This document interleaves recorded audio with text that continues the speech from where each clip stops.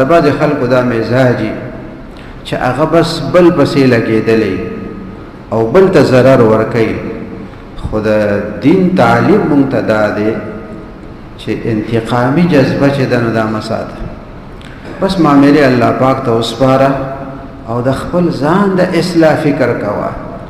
د بل د خرابولو دپاره چې ته کوم کوشش کوې هغه کوشش د خپل ځان د ښه کولو دپاره وکړه، نو فایده به دې وشي.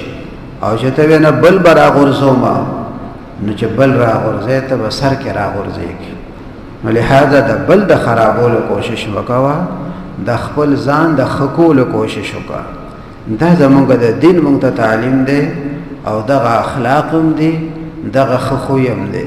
نو الله جل شانه د دغه خلکو تعریف کړی دی چې څوک غصه شي خو غصه برداشت کړي، او چا ورسره بد کړي هغې ته معافي وکړي، او د الله تعالی د رضا دپاره خلکو سره ښېګړه کوي. نو چې څوک د خلکو سره ښه کوي الله پاک هغه خلکو سره مینه کوي. والله یحب المحسنین.